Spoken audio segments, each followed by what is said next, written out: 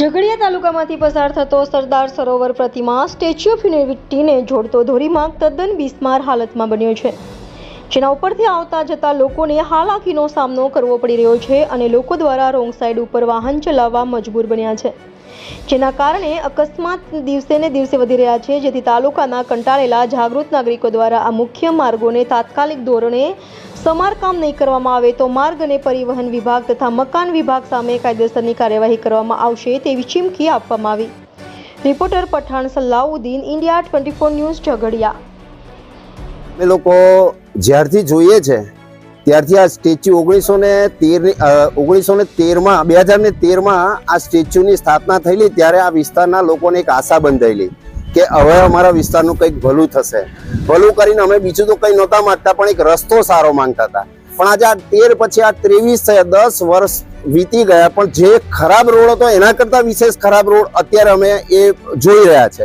અને એવું કહેવાય છે કે સાંભળેલા કરતા જોયેલી વાત વધારે સાચી હોય, તો અમારા વિસ્તારની અંદરથી તાલુકા પંચાયતના પ્રમુખશ્રી, જિલ્લા પંચાયતના પ્રમુખશ્રી, ધારાસભ્યશ્રી, સંસદ સભ્યશ્રી બધા જ આ જ રોડનો ઉપયોગ કરે છે। એમના નેટિવ, એમનું રહેવાનું સ્થળ આ જ વિસ્તાર પર આવેલું છે ને અહીંથી જ એ લોકો એમની ઓફિસમાં જાય છે, તો એ તો જુએ છે। તો હવે અમારા વાત કોને સંભળાવવાની?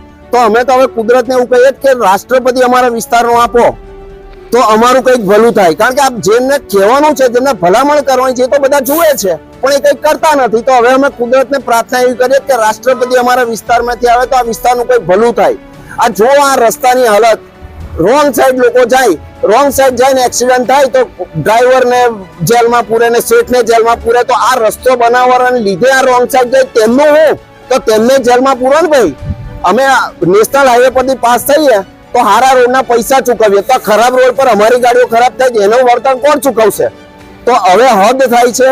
હવે જો આની પર જો મક્કમ કાર્યવાહી નહીં થાય તો આ વિસ્તાર એટલો બધો આક્રોશિત છે કે આવનારા દિવસોની અંદર કદાચ આ એમની ઓફિસો પર નહીં જઈ શકે એવી પરિસ્થિતિનું નિર્માણ ના થાય, એના માટે મહેરબાની કરીને અમારા ખાડા તો પૂરી આપો। ભાજપના રાજની અંદર થીંગડાવાળા પેન્ટ તો આવ્યા પણ થીંગડાવાળા રોડ અમે જોયા, હજુ કેટલું બતાવવાનું બાકી છે। મહેરબાની કરીને આ સરદાર પટેલની સર્વજન હિતાયની વાત લોકો સુધી પહોંચે। આ રોડ સારો હોય તો લોકો એ સ્ટેચ્યુના દર્શન કરવા જાય અને સરદાર પટેલના વિચારો દુનિયાને મળે, એના માટે આ સ્ટેચ્યુ બનાવેલું છે। આવા રોડ પર કોણ જોવા આવશે એમને? તો મહેરબાની કરીને ભાઈ હવે આ કઈ સારું થાય એવું કરો, નહીં તો પછી બાંગ્લાદેશમાં જે હાલત થઈ એવી હવે ભરૂચ જિલ્લાની થશે।